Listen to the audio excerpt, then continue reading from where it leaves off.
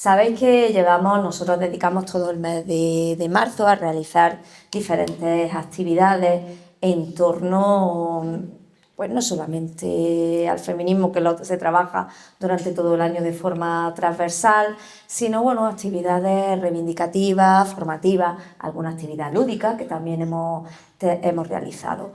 Pero muchas veces nosotros desde las instituciones nos perdemos un poco o quizás no sabemos bien si nuestras políticas terminan de llegar. Por eso es tan importante y queríamos tener esta charla contigo, con una activista joven que está muy presente en redes, en medios de comunicación, en muchos ámbitos de la vida y que además llega a la gente de menos edad, que es tan importante debido a los mensajes que reciben de otros ámbitos.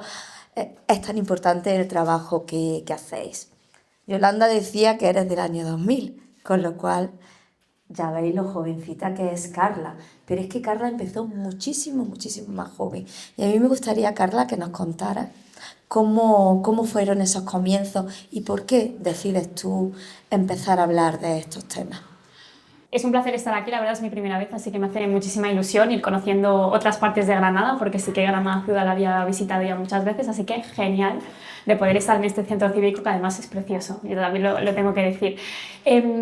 Pues sí, yo tengo 25 años, recién cumplido, soy del año 2000 y claro, la gente, sobre todo las personas más jóvenes, me ubican en redes sociales como si el activismo que yo he hecho feminista fuera a partir de colgar un vídeo en redes sociales, y me alegro que me lo preguntes porque yo empecé pues en un sitio muy parecido. Yo soy de Lleida, entonces busqué una asociación feminista porque tenía un profesor que me hablaba mucho de la música y de las letras de las músicas, entonces poníamos, pues yo debía tener unos 12 o 13 años, los videoclips de reggaetón, que en ese momento estaban como ya empezando a ser muy famosos, y yo me acuerdo que yo debatía con el profesor de que si las mujeres querían salir así en el vídeo es porque querían, ¿no? Vaya, 12 o 13 años tenía. Entonces ese profesor, más el de historia, que importante es tener a profesores que se centran, ¿no?, en poder hacer un pensamiento crítico en un aula y no solamente una cuestión más curricular, me empezaron a hablar del feminismo, vieron que me interesaba mucho, me enseñaban el periódico, me dejaban hacer artículos de opinión. Y poco a poco, porque mi familia a todo esto está politizada y le gusta la política, pero en casa, me refiero, no son de ir a manifestaciones ni de exponerlo públicamente. Entonces no sé por qué empecé a buscar en internet, porque en ese entonces pues, el feminismo no estaba tan presente en las aulas como afortunadamente sí que está a día de hoy, y encontré que había una asociación en Lleida y me acerqué y era todo de señoras mayores, ¿no? Yo entonces pasaron unos años, pues debía tener unos 15 años. Claro, la primera vez que yo entro allí yo me sentí completamente tonta, porque yo veía señoras hablar de política, de feminismo, ¿no?, de cosas importantes, y yo muchas cosas no las entendía. Aparte estaba sola y era la única joven que en ese momento estaba. Y poco a poco pues seguí, porque me gustaba ver a esas mujeres, ¿no? Era como algo desconocido para mí, y seguí poco a poco repartiendo flyers en la calle, haciendo campañas en la calle, en las reuniones, en las concentraciones del 8M, que entonces no eran manifestaciones, y eso me marcó bastante pues mi vida, hasta que en el año 2017 hay el famoso juicio de la manada, donde yo tenía que escoger qué carrera tenía que estudiar. Yo quería hacer educación, un poco con lo mismo de, como a mí mis profesores me han ayudado tanto en un pensamiento crítico, me gustaría humildemente poder ayudar a las futuras generaciones, pero en ese juicio, en esa manifestación donde todas salimos de no es abuso, es violación, no sé qué me pasó por la cabeza, que a un mes de la selectividad cambié y entonces hice abogacía. Bueno, cuando yo lo dije, mis padres se pusieron las manos en la cabeza, porque yo he sido muy mala estudiante siempre, y entonces era como, pero niña, ¿cómo vas a hacer abogacía, derecho, tal? Pero al final lo hice, y qué suerte que lo hice, y que seguí esa corazonada de esa manifestación, porque claramente mi vocación. Y los años pasaron, yo seguía militando en las calles, en las manifestaciones, hasta que en cuarto de carrera, 2021, yo decido colgar un vídeo porque estaba confinada, yo no tenía pretensión de nada, yo no tenía redes sociales, que lo comentaba con las compañeras del ayuntamiento, no tenía redes sociales, no me gustan ni me gustaban las redes sociales, pero en ese entonces, con 3 seguidores que eran mis mejores amigas y mi hermana, subí un vídeo sobre la libertad de expresión, y ese vídeo llegó a 1 millón de visualizaciones en 24 horas. O sea, me cambió la vida. En 24 horas me cambió la vida totalmente. 1 millón de visualizaciones, eso también te da un cierto reconocimiento de seguir. Y entonces empecé a publicar muchos vídeos, y 5 años después pues estoy aquí hablando contigo. Pero fue una cosa pues de corazonada en corazonada, la verdad, y de vocación, la verdad. encorazonada de vocación y con esas grandes referentes, ¿no?, que tenemos nuestras mujeres un poco más mayores, sí, que han sido pioneras, que nos han abierto tantísimo las puertas. Tú, Carla, hablas de feminismo en un lugar complicado, las redes sociales, es un lugar directo, pero que muchas veces en el que se permiten muchas cosas o vemos muchas cosas que están un poco fuera de contexto. Pero llega a mucha gente joven. ¿Por qué crees, Carla, que llega a tanta gente joven desde las redes sociales hablando de feminismo y en estos momentos? Yo creo que hay varios factores. El primero es que yo creo que socialmente se cree que a la juventud no le interesa la política, porque para mí el feminismo obviamente es política, ¿no? Entonces yo creo que hay una parte de la sociedad que sigue pensando que las personas jóvenes estamos pues con nuestros bailes, nuestro maquillaje, nuestras tonterías, entre muchas comillas, y yo creo que no, que al contrario, ¿no? Entonces, por ejemplo, yo, en mi caso, o otras tantas compañeras, somos el ejemplo de que hacemos un contenido muy politizado, muy enfadado, serio, o sea, que estamos hablando de violaciones, que estamos hablando de la última de Vox, quiero decir, de cosas que están pasando en nuestra actualidad, que en principio, según la gente, a la gente joven no le interesa, pero que hemos visto que sí, y hemos visto que hay mucha política en las redes sociales precisamente porque a las personas jóvenes les interesa muchísimo. Y la cosa es que yo creo precisamente que el éxito, entre muchas comillas, que yo tuve subiendo esos vídeos, venía de que hace 5 años esa idea no estaba tan extendida y entonces las personas jóvenes no teníamos un espacio para hablar de política. Además veníamos después de la pandemia, donde desgraciadamente el activismo parece que ahora es más digital que de calle, que eso creo que es una cosa que después reflexionaremos sobre qué cosas tenemos que hacer en un futuro, ¿no? Pero que el activismo pasó a ser muy digital.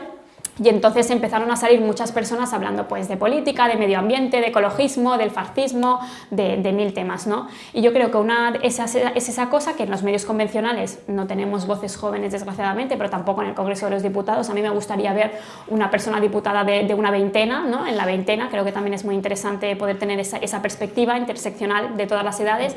Y después, que creo que hablamos para la gente. Somos gente que hablamos para la gente, que hablamos claro, que hablamos sin tecnicismos, sin ser demasiado complicados, son mensajes muy fáciles, de 1 minuto, y creo que conectamos, ¿no?, con esas personas que no son tan académicas o que no tienen tanto tiempo para estar leyendo teoría feminista. Yo creo que esa era la clave, gente que habláis para la gente, que habláis el mismo idioma. Y además es muy importante el contrapunto que ponéis personas como tú ante la gran cantidad de mensajes que reciben nuestras jóvenes y nuestros jóvenes todos los días. ¿Eso te supone alguna responsabilidad, Carla? Ahora no tanto, pero al principio sí. Claro, cuando hablamos de las chicas que estamos haciendo feminismo en redes sociales, parte de una vocación previa, ¿no? Es decir, dedicarte a las redes sociales hablando de feminismo no es un negocio como dedicarte al maquillaje, o sea, no te vas a hacer rica y además creo que tienen más costes negativos que positivos, que seguramente después hablamos de ello. Entonces, al principio sí que sentía cierta responsabilidad, pero por esa cosa intrínseca de las feministas de querer cambiar el mundo ya, ¿no? Entonces, como que yo veía que las redes sociales eran una puerta que llegaba a muchísima gente.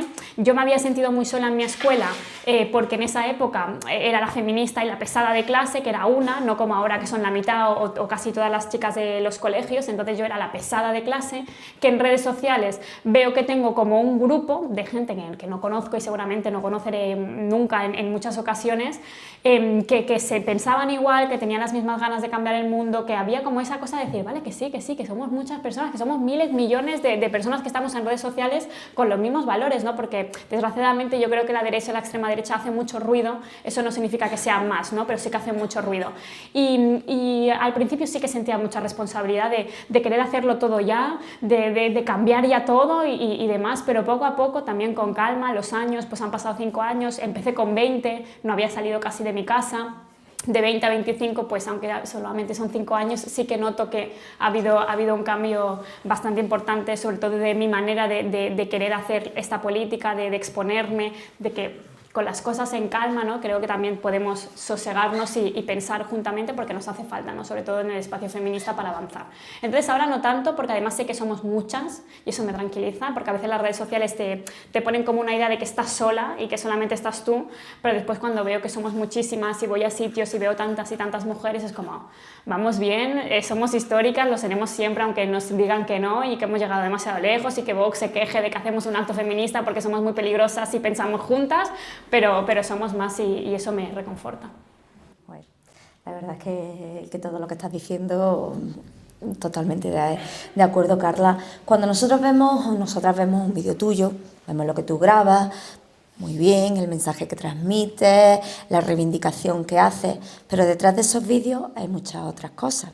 También hay un espacio que es muy complejo, muy complicado. Las redes sociales dan pie a que se produzcan ciertos ataques o que sufra incluso una violencia que creo que se está incluso normalizando. ¿Qué nos puedes contar de esa violencia y qué actos, actuaciones han normalizado? Yo, por poneros simplemente un ejemplo, la mayoría no lo habréis visto y no merecería ni ser comentado, pero ayer mismo, porque Carla venía, el portavoz del grupo Vox de Armilla, que es el diputado provincial, decía que venía una activista feminista a deciros a las mujeres que no os relacionéis con los hombres como si a las feministas no nos gustaran los hombres. Que no os relacionaréis y que no os depilarais. Ahí dejo la altura intelectual de este señor. Carla. Un mensaje muy peligroso el no depilarse. Bueno, claro, esas cosas que las explicamos como anécdotas, yo desgraciadamente ya las normalizo porque me han pasado más. Y aparte me gusta mucho ver esta aula con tantas edades porque me gusta explicarlo porque creo que es el futuro y seguramente aquí hay personas que tienen hijos, nietos, o sea, como que distintas generaciones que yo creo que es importante que entendamos qué está pasando en redes sociales. Claro, cuando hablamos de violencia en redes sociales no estamos hablando de libertad de expresión. Es decir, no es que yo cuelgo un vídeo y me digan fea, tonta, no tienes razón. Eso entra dentro del nivel intelectual de cada uno, pero entra dentro de es libertad de expresión como lo que ha hecho Vox. A mí me puede parecer que es de tener poco intelecto, pero entra dentro de su ejercicio para su público de libertad de expresión. Ahora bien, estamos viendo una violencia que está distando mucho de lo que es la libertad de expresión y que ya roza unos límites muy peligrosos. Voy a poner varios ejemplos porque creo que es importante. El primero, amenazas de violación. Yo podría ahora daros el teléfono y los vais leyendo, los mensajes, uno a uno. Amenazas de violación constantes. Amenazas de muerte, por supuesto. Se filtraron mis datos de mi dirección, que claro, no es la mía, es la de mis padres, sobre donde yo estaba viviendo. Recibo varias veces vídeos de semen y masturbaciones masculinas con mis fotos de fondo.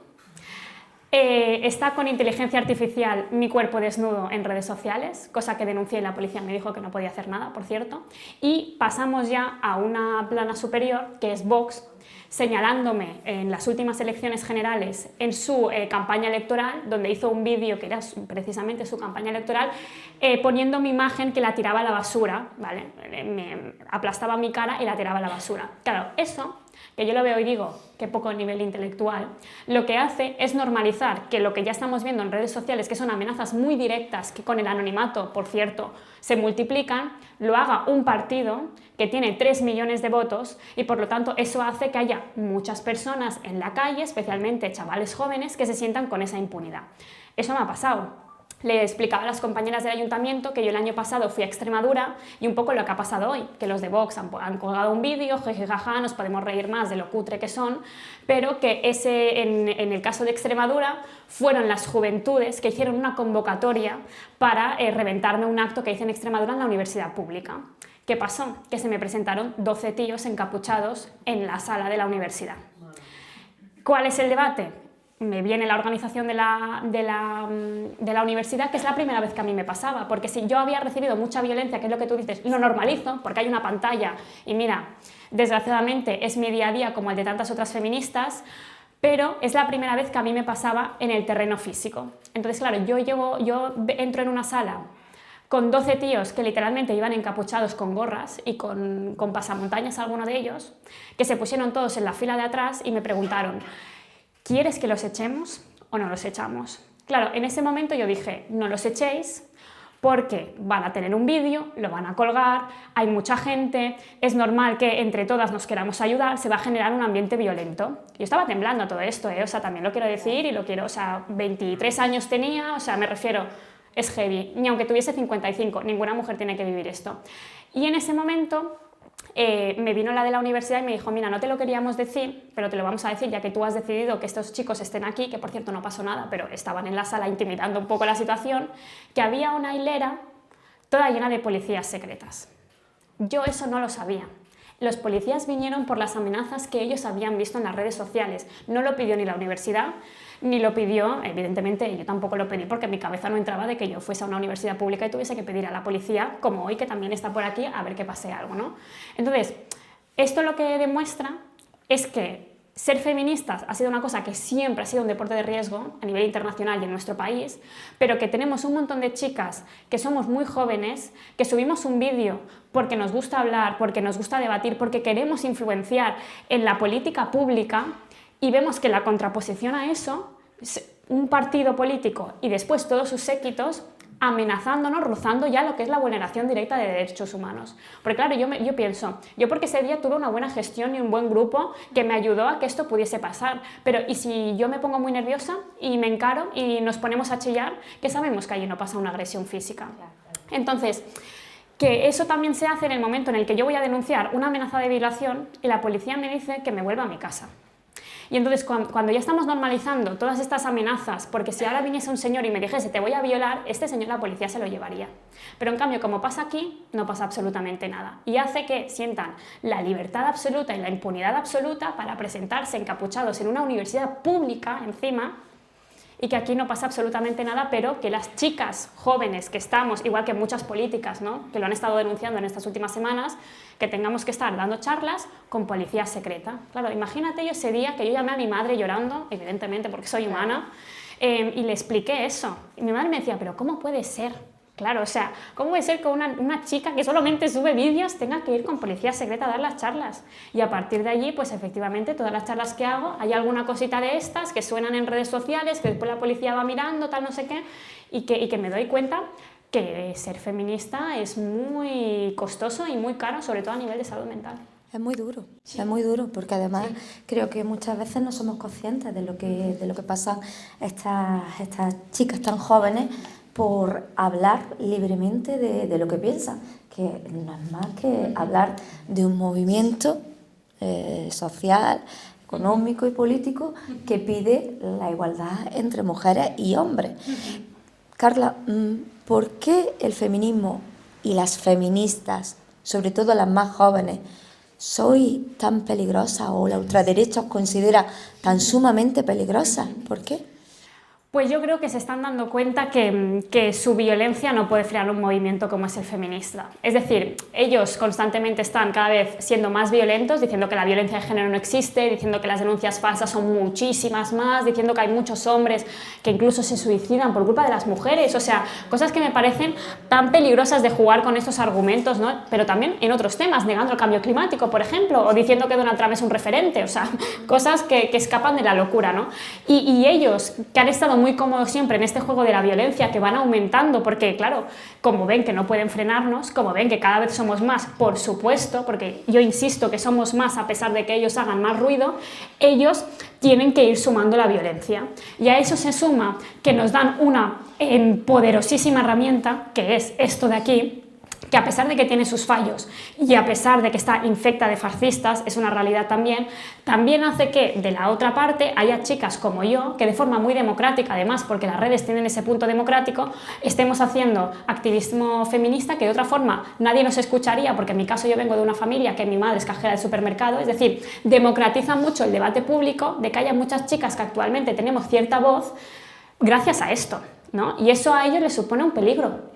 Y les supone un peligro porque antes las feministas eran las que os dedicabais a la política institucional o las que estabais en las asociaciones, ¿no?, que es súper importante. Pero ahora la feminista también es esa chica que nunca va a pisar una manifestación, pero que ve un vídeo y dice, ay, yo estoy de acuerdo con esta chica, ¿no? Entonces, estamos creando un nuevo activismo y una nueva ola de feminismo que eso a ellos les genera mucho peligro. Y eso a ellos les hace ver que incluso con toda la violencia, todas las mentiras y toda la maquinaria económica que tienen detrás, no pueden frenar un movimiento feminista. Y su intención es clara, ¿vale? Vemos que con violencia no va, y mentiras y bulos, porque es lo que hacen, no podemos frenarlas, pues vamos a machacar una a la alcaldesa, a la activista, a la presidenta de la asociación feminista, a la niña de 13 años que está empezando a tener comportamientos feministas en redes sociales, le vamos a decir, eres una puta, aunque tenga 2 seguidores, porque es igual la magnitud que tú tengas en redes sociales, la violencia la recibimos todas, con una intencionalidad muy clara: apartarnos del espacio público.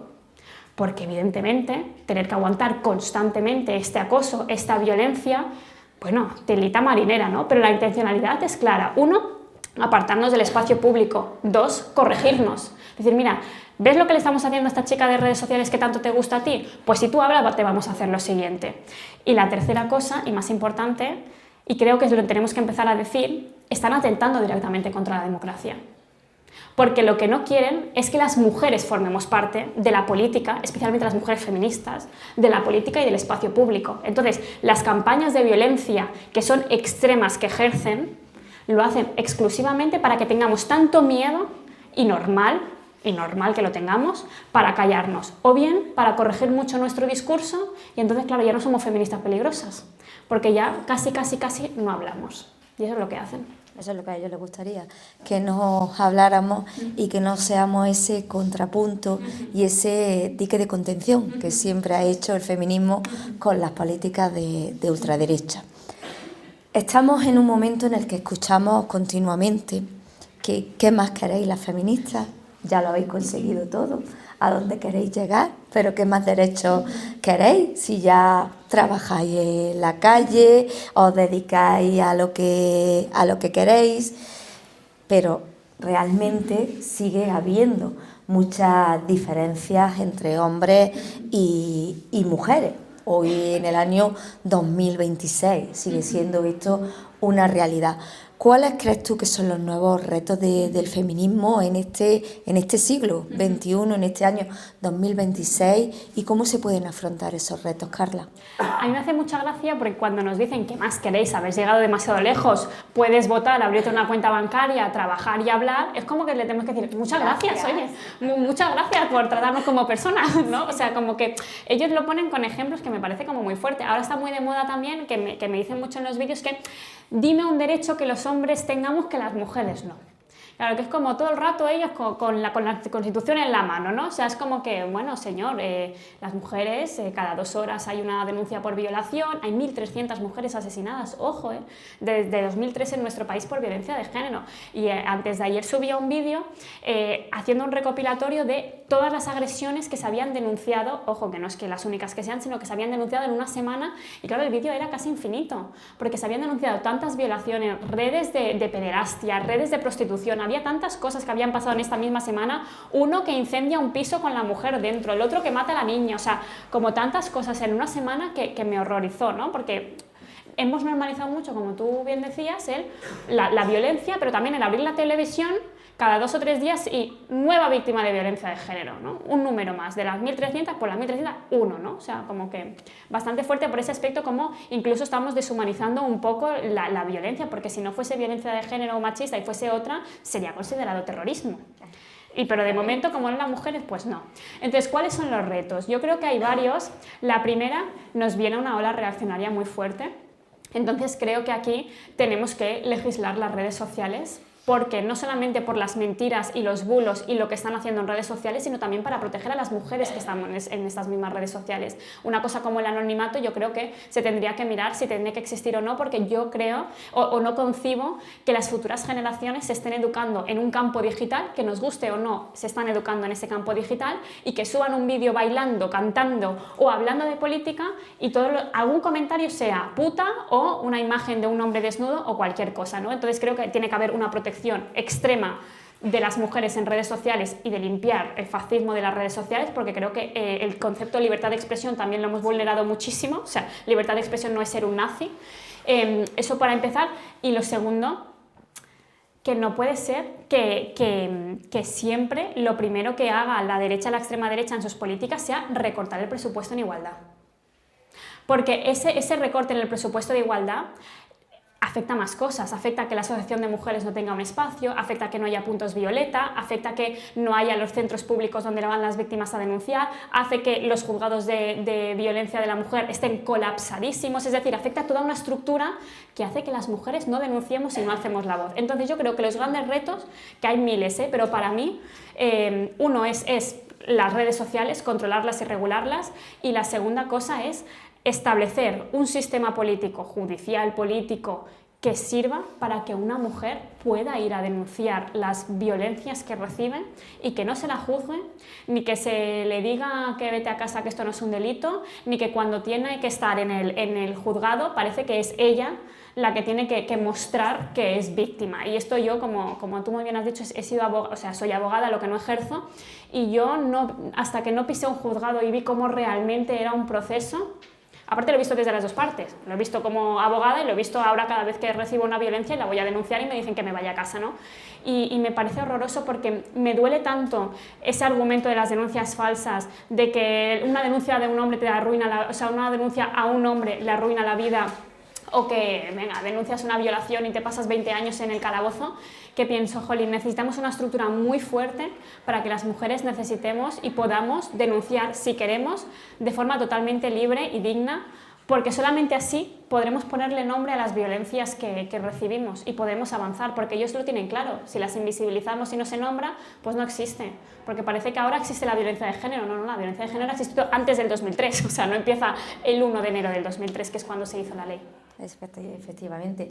El otro día escuchaba como la fiscal de violencia de género decía que un 98% de las víctimas de violación manifestaba que no volvería a denunciar la violación que había sufrido por todo lo que suponía el proceso de denuncia, el proceso de prueba, el proceso judicial tan penoso para la víctima.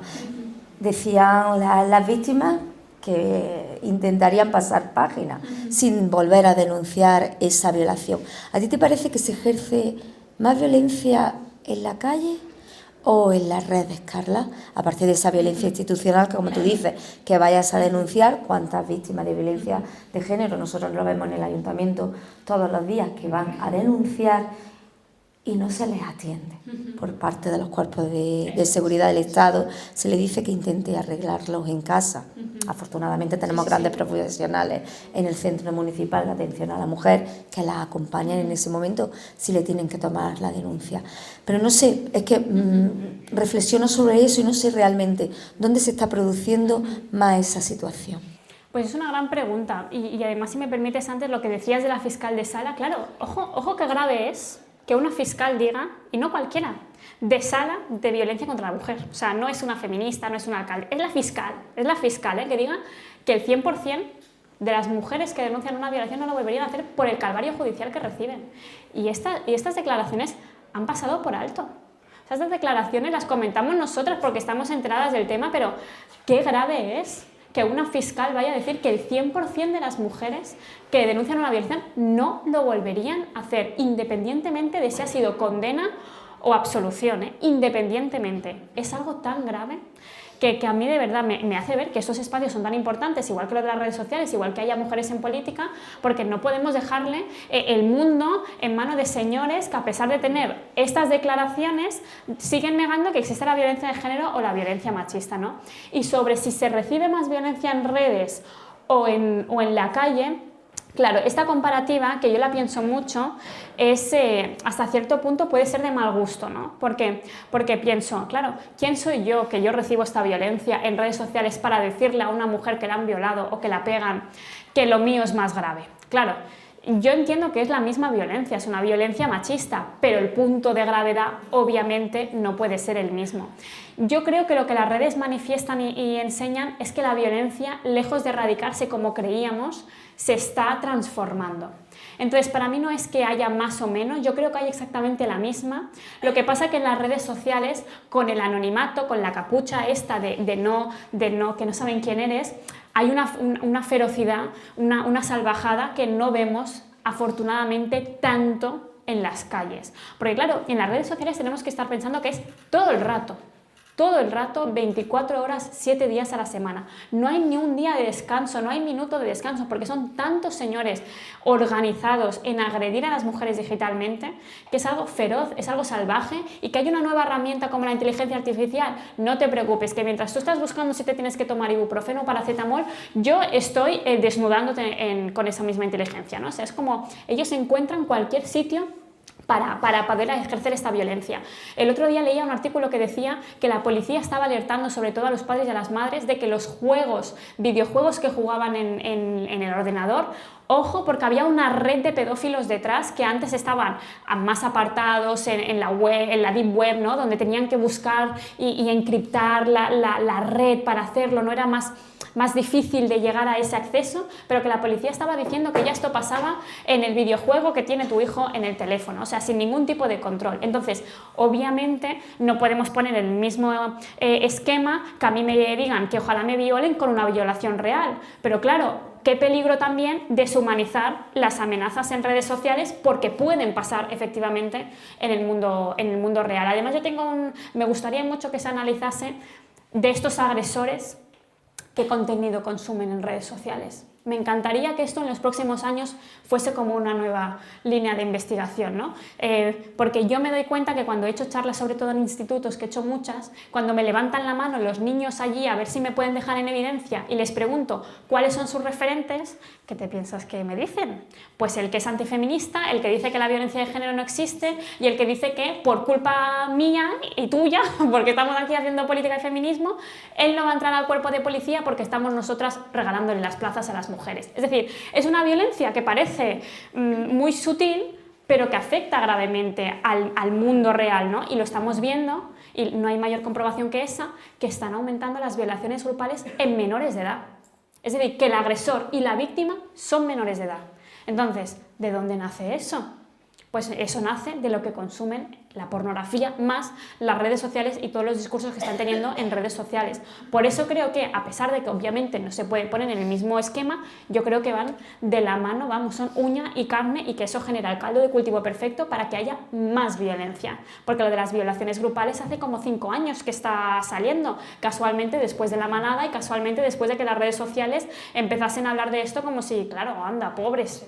Claro, pero si estaba ella ¿qué hace con 5 tíos en un portal? Y eso también lo alimentan las redes sociales. Totalmente. Al hilo de lo que estabas hablando, Carla, hay algo que tú trabajas mucho y que a mí me parece clave, y es cómo afecta personalmente toda esta violencia y todas estas situaciones. ¿Cómo te cuidas tú? ¿Cómo te cuidas tú ante la presión que recibes día a día y ante el nivel de violencia al que estás expuesta diariamente? Pues he pasado por muchas fases. Además, insisto, no es por decir todo el rato la edad, pero creo que es relevante, ¿no? 20 años a 25, mi proceso formativo, que aún lo tengo, ¿no? Pero sobre todo en ese momento que yo estaba en la carrera estudiando, o sea, así que, bueno, han habido muchos cambios. ¿Cómo me protejo? Primero, yendo a terapia. Yo me gasto mucho dinero, afortunadamente soy una privilegiada que se lo puede pagar, pero me gasto mucho dinero en terapia para relativizar. Que me parece peligroso el relativizar, porque también cuando relativizas haces que ya pues estás mirando las redes sociales y dices, bueno, pues un día más, ¿no? Pero sí que es importante como entenderlo para no caer en la tónica de ellos son más, ya no tenemos nada que hacer. O sea, eso me parece como importante trabajarlo de no son más, hacen más ruido, estamos aquí, lo tenemos que hacer, y si se tiene que descansar un poco, se tiene que descansar. Y sobre todo, lo que más me ha ayudado a mí es esto, dejarlo por ahí. O sea, le explicaba a las compañeras que yo tengo el móvil en silencio. O sea, yo entiendo que esto está bien y qué guay, estoy aquí, estoy hablando, y me parece como muy guay que tengamos este espacio de pensar, pero no todo es esto. Entonces yo tengo mucha suerte de que tengo una familia maravillosa, de que tengo una red de cuidados, de que tengo a mis amigas y de que me gusta leer y que me gusta hacer 1000 cosas más que no sea estar con el móvil. Pero claro, después pienso que hay muchas chicas que reciben esa misma violencia que no tienen esa red de apoyos. Entonces, eso también me hace ver que tenemos que seguir evidentemente peleando, y sobre todo, pues como hace en el 2017 que exigíamos que solamente sí es sí, pues ahora mi lucha, como tú dices, personal, está en que las redes sociales se regulen, porque no todas las chicas tienen la suerte de poder pagarse una terapia o de tener una familia que los entiende o de decirlo en voz alta, porque quien te lo está haciendo es el compañero de al lado de clase, porque claro, también me gustaría poner sobre la mesa que claro, todos los mensajes que yo recibo son anónimos. Entonces, cuando a mí me pasó lo de la charla esta que os expliqué de la policía, yo hubo un punto que entré un poco en una manía persecutoria. De decir, claro, como hay anónimo y yo no sé quiénes son, yo no sé si la persona que me está diciendo que ojalá me viole es mi vecino de arriba, o es mi amigo, o es un chico que está aquí sentado en la sala. Entonces yo también quiero decir, en un ejercicio de que veáis que me afectó mucho y que lo estoy trabajando, que yo a día de hoy, cuando entro a una charla física, yo miro cuántos hombres hay. Y eso es una cosa que ellos me han generado. Y que yo voy al metro y en el metro estoy focalizando cuántos chicos jóvenes hay. Y que yo de fiesta ya no salgo. Entonces que también hay un punto de cómo te afecta esa violencia, que a pesar de que tú sigas, porque normalmente es como sigue, que estás haciendo un buen trabajo, porque necesitamos, es verdad, nos necesitamos todas, o sea, no podemos perder ninguna de las que estamos aquí, eso está claro, ¿no? Pero ¿a qué coste, no? Y que evidentemente a mí la vida me ha cambiado mucho para muchas cosas muy bonitas, pero que hay un punto de, bueno, pues mirar a ver quién hay aquí, le he preguntado a las compañeras cómo estaba el tema de Vox, es decir, ya hay un punto de vigilancia extrema y que eso implícitamente también afecta a mis familiares, a mi madre, que por ejemplo yo cuando llega a una charla le digo que estoy aquí y cuando salgo tengo la obligación de decirle que salgo para que ella esté tranquila, ¿no? Entonces, me protejo como puedo, pero hay cosas que se escapan de lo que es nuestro alcance y cuando hay miles y miles y miles de personas amenazándote, pues tú no sabes nunca cómo esto te va a venir. Y por eso creo que es tan urgente que en esas medidas que exigimos, que obviamente se tiene que frenar la violencia de género, la violencia machista, las violaciones, lo que pasa en el terreno físico, le sumemos la lucha de la violencia digital, porque no sabemos en qué momento se va a traspasar a algo físico. Y si me dejas contar una anécdota... Sí, claro. El día de las orlas de cuarto de carrera yo ya hacía vídeos, ¿vale? Yo terminé la carrera de Derecho y el último año de Derecho yo ya hacía vídeos, ok. La fiesta de la despedida, de que ya teníamos la orla, la graduación y demás, me vino un chico que yo no había visto nunca en mi clase, nunca lo había visto en mi clase. Y me dijo, era la fiesta y por lo tanto iba un poco bebido el colega, me dijo, oye, tú me tienes bloqueado. Y yo le digo, bueno, compañero, si te he bloqueado, claro, en una fiesta, imagínate, en mi graduación, yo feliz estaba. Le dije, mira, compañero, no sé quién eres y si te he bloqueado es porque algo me has dicho, porque yo no bloqueo si no te has pasado, vamos, unos límites que además soy muy tolerante, o sea, ahora ya no tanto, pero en ese entonces, era mi primer año, era muy tolerante con la violencia, desgraciadamente. Y le digo, bueno, enséñame, a ver, saca el móvil y enséñame qué me has dicho y lo hablamos. Ese mensaje, había 5 o 6 mensajes donde cada vez que yo subía algo era eres una asesina de bebés, eres una asesina de bebés, estoy yendo a misa y le pongo una velita a cada bebé abortado que por tu culpa está siendo asesinado. Es decir, este tío evidentemente no me estaba diciendo que me iba a violar, pero era un tío que me estaba llamando todo el rato asesina de bebés. O sea, y claro, yo pensé, este tío iba a mi clase y yo no sabía quién era. Este tío lo tenía en mi clase y él sabía cómo me llamaba, sabía dónde estudiaba, sabía quiénes eran mis padres, sabía que yo hoy estaba en esa fiesta de graduación. Llevaba 4 años en mi misma clase, una clase de 100 alumnos. Claro, entonces me empecé a dar cuenta que el anonimato... Claro, ese tío me lo dijo porque iba borracho. Porque después me lo encontré, ya lo había fichado varias veces en la biblioteca y no me saludaba, bajaba la cabeza, porque yo creo que él al día siguiente se dio cuenta de la barbaridad que había hecho, de decirme, ¿cómo tienes la impunidad tan extrema de venir a decirme en una fiesta de graduación que te he bloqueado y resulta que llevas no sé cuántos meses llamándome asesina de bebés y que vas a misa y pones velas de los bebés asesinados por mi culpa? O sea, era un despropósito y eso también me hace ver que el anonimato es muy peligroso. Porque efectivamente nunca sabemos quién es la persona que hay detrás. Por supuesto, el anonimato es peligroso en esos temas, en la invención de cualquier tipo de bulo y por eso yo estoy totalmente contigo en que el uso de las redes sociales debe regularse y debemos identificarnos. Libertad de expresión, pero, oye, con las consecuencias de hasta dónde te quieras llevar tú tu libertad de expresión. Lo que no me parece normal es que tú tengas que tener esa presión o ese miedo, si me permites, sí, Carla, miedo. Ese miedo a entrar en una sala y contar cuántos chicos jóvenes hay, o si los tengo muy cerca, porque no sé a qué habrá venido cada uno de ellos, si a escucharme o a llevar a cabo alguna de las amenazas de las que me hacen en redes sociales. Tenemos que ser conscientes, ¿no? Un poco de lo que Carla vive, de lo que Carla sufre, simplemente ella sí, por hacer gala y utilizar su libertad de expresión, de hablar de lo que ella, de aquello en lo que ella cree. Y seguro que yo he visto un montón de vídeos de Carla, ella no le hace daño a nadie, ella no insulta a nadie, que no le gustan ciertas opciones, pero lo dice con argumentos, y por eso eres tremendamente peligrosa, Carla, tremendamente peligrosa. Pues se me olvidaba lo de la depilación, ese es el peor mensaje que nos puede dar.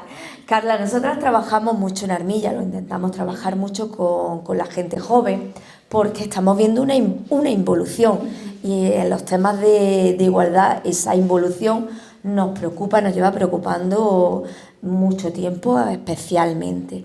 ¿Qué mensaje le transmitirías tú a esas chicas jóvenes que están hoy aquí, pero que también te van a poder ver porque esta charla se está grabando, para que las chicas jóvenes de Armilla tengan acceso a ella? Pues yo les diría que no se dejen amedrentar. Ese es mi mensaje. Pero que a la vez se cuiden mucho.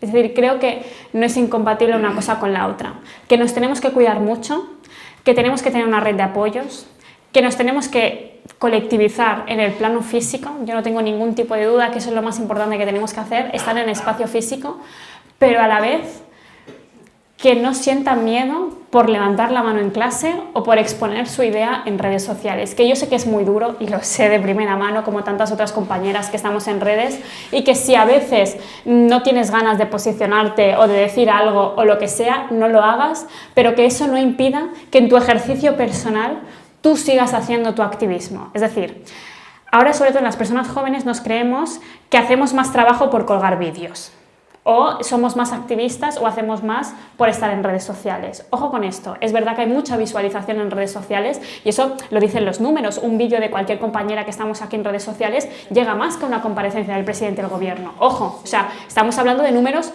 enormes. Ahora bien, eso no es el activismo y ya está. O sea, no es así. Lo que se tiene que hacer es estar aquí, en el plano físico. Y entonces, si tú, por lo que sea, has hecho 4 posicionamientos en tu clase, con tu familia en la cena de Navidad con el tío pesado facha, o donde sea, y has recibido una contrapartida que te hace dudar de si quieres seguir haciéndolo o no, que pares, pero que busques un espacio donde sí puedas hacer ese feminismo, que yo creo que lo más importante es que no nos callemos, y que si tenemos que buscar otros espacios porque estamos más cómodas en otros espacios, está genial, pero que sobre todo que no frenemos y que no nos callemos, porque es lo que quieren, de verdad, es que van una a por una, es igual quién eres, cómo te llamas, cuántos seguidores tienes, qué edad tienes, qué color de piel tienes, es igual, van una por una para eliminarnos a todas, porque, insisto, es un atentado directo a la democracia, porque quieren que nos callemos y que volvamos al Calladita estaba más guapa, a limpiar y a estar con la familia, que eso es algo que desgraciadamente muchos jóvenes están comprando, ese relato de que no quieren una novia feminista, quieren una novia sumisa. Ojo, que estamos llegando a posicionamientos que hay mujeres de aquí que lo han vivido y han peleado mucho para que nosotras no lo vivamos y vamos hacia atrás. Entonces, que no nos callemos, pero que busquemos espacios seguros y cómodos para poder hacer ese activismo.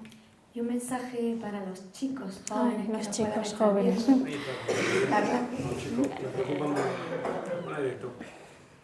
Que no tengan miedo. Los chicos jóvenes no tienen que tener miedo.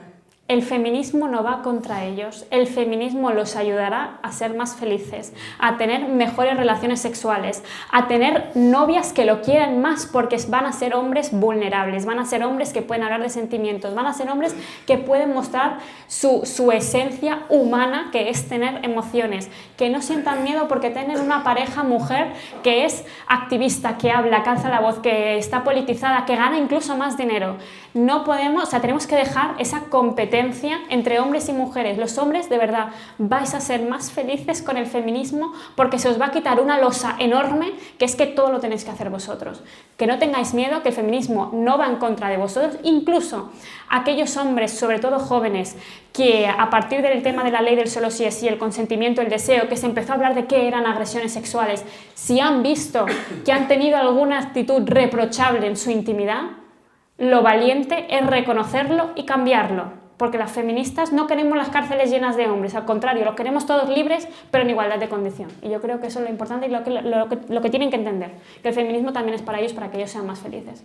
Me ha encantado tu mensaje, que no tengan miedo, porque hay muchos más hombres que nos consideran sus aliadas y que les gustaría trabajar con nosotras en la misma línea que esos hombres que nos consideran las enemigas, pero desgraciadamente los otros son los que más ruido hacen, ¿no? Y no nos dejan muchas veces ver a esos otros que en ocasiones se sienten un poco amilanados y se echan para atrás, aunque no les gusta lo que están viendo. Así que me ha encantado tu mensaje. Carla, hablemos del espacio institucional. Desde los ayuntamientos, en este caso como el de Armilla, intentamos trabajar, poner recursos, generar espacios seguros, trabajar con nuestras mujeres, con nuestras jóvenes, pero es verdad que no llegamos como podéis llegar vosotras, porque ya lo decías tú antes, gente que habláis para la gente, que habláis el mismo idioma. Sí me gustaría saber qué esperáis vosotras de nosotras, de las instituciones, o dónde creéis que las instituciones debemos poner el foco o hacia dónde debemos trabajar para colaborar, para ayudaros a fomentar ese mensaje y que nuestra forma de pensar, nuestra forma de ver el mundo llegue a muchas más personas. Esa es una pregunta muy interesante, que además cuando hago charlas con ayuntamientos siempre se me pregunta lo mismo, y digo, ojalá tuviese la varita y la respuesta correcta, ¿no? Pero personalmente, en mi opinión, uno no deja de hacer encuentros físicos, es igual que venga una persona o 1000, es igual el aforo de las personas, porque solamente que haya una persona que le hayas hecho reflexionar un poco, eso ya ha valido la pena, ¿no? Eso para empezar, espacios físicos. Y la segunda cosa que yo creo que es muy importante es ir a los institutos. Y de los institutos se puede ir de distintas formas. Puede ser una charla más con personas que estamos en redes sociales, que bueno, también hay muchas compañeras que no lo quieren hacer por el peligro, insisto, que estábamos hablando anteriormente, pero generar espacios de debate en los institutos públicos sobre todo me parece muy importante, porque yo creo que estos niños especialmente, y digo niños en masculino, necesitan espacios físicos para poder debatir. Incluso un día dije una cosa que la gente se quedó así un poco rara, pero yo digo que en las escuelas tiene que haber un espacio incluso para que un niño pueda ser abiertamente fascista. Y me explico. Hay muchos niños que actualmente solo están viendo la política en redes sociales y por lo tanto los mensajes que hay son fascistas, antifeministas, anticambio climático y a tope con Donald Trump, ¿no? Entonces, yo creo que se tienen que crear unos espacios en las aulas para que el niño que es fascista, aunque él no lo sabe y seguro que si lo reconducimos puede dejar de serlo, tenga un espacio abierto para poder decirlo. Obviamente con unas normas, obviamente con tranquilidad, obviamente con sosiego y obviamente con personas expertas que puedan estar hablando con ese niño. Pero creo que los niños tienen que recuperar también ese poder debatir en esa clase. Yo me eduqué debatiendo en clase sobre 1000 temas y no había una censura en ningún tema.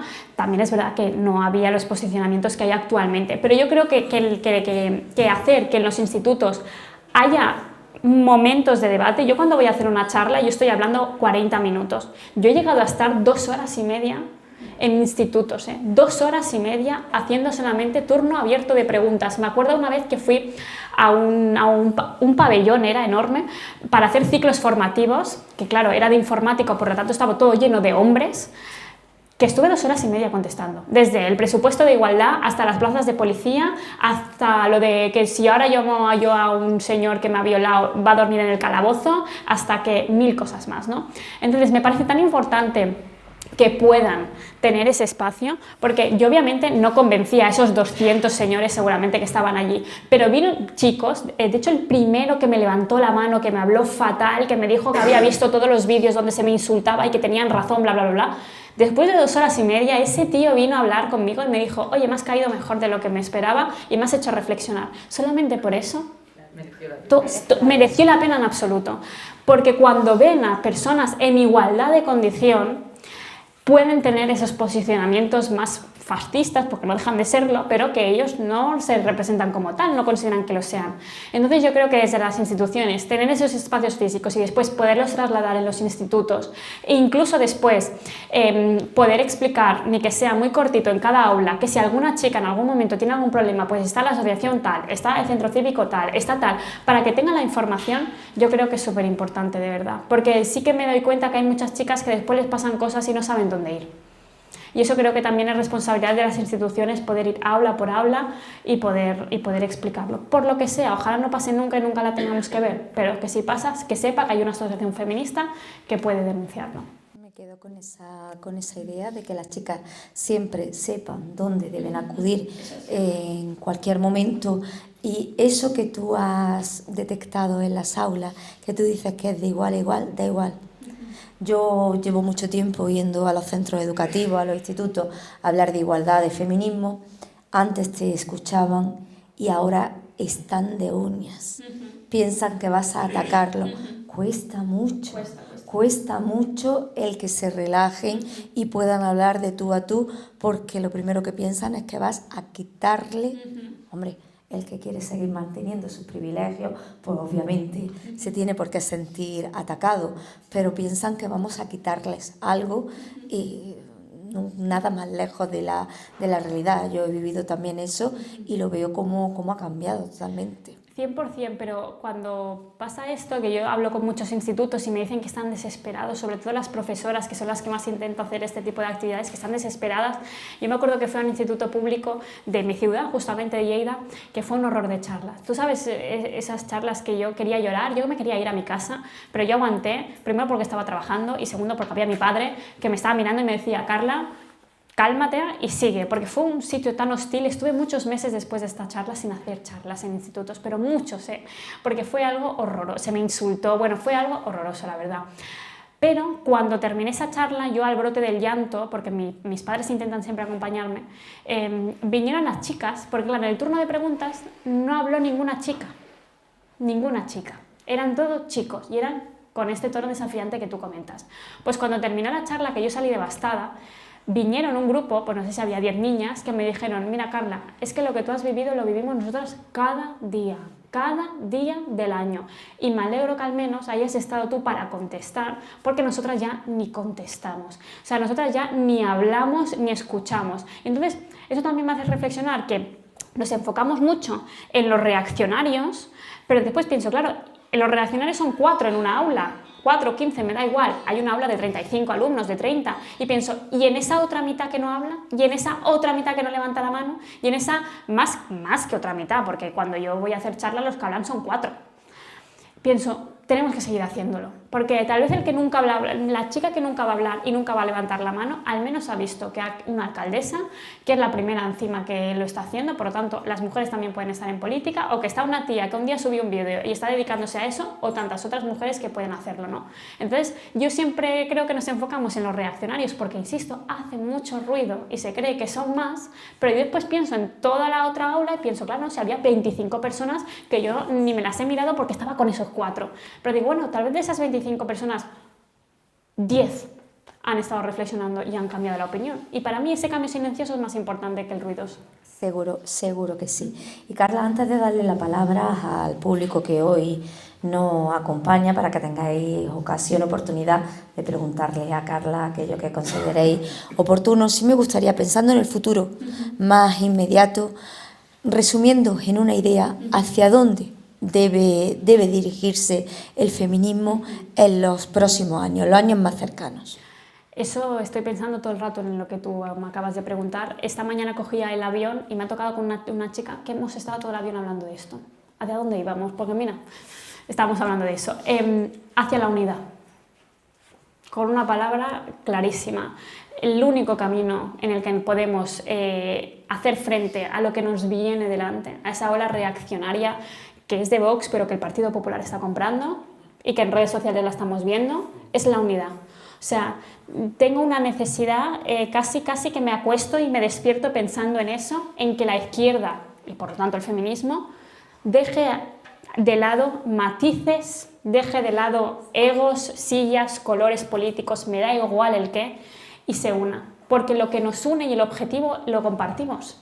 Lo compartimos clarísimamente. A partir de aquí, los matices dentro de la lucha feminista y dentro de las izquierdas son matices, no es la agenda completa. Y creo que no podemos permitirnos, de verdad lo digo, especialmente veo que aquí hay asociación feminista, estamos aquí todas, no nos podemos permitir, de verdad, separarnos más de lo que ya estamos. O sea, no nos podemos permitir no ir unidas a lo que nos viene, porque nos viene algo tan grande, tan reaccionario y una ola que jamás hemos visto porque es una ola digital que no sabemos cómo le vamos a hacer frente, que no podemos permitirnos ni las izquierdas en plural, todas las que haya, ni los feminismos en plural, también todos los que haya, estar discutidos y peleados por matices que son insignificantes para lo que nos viene y para tener un objetivo que por supuesto es el mismo y es común, porque yo me doy cuenta que aún así con partidos políticos o con feministas que puedo estar más de acuerdo o no, el objetivo y el 90% del cronograma y del planning lo compartimos.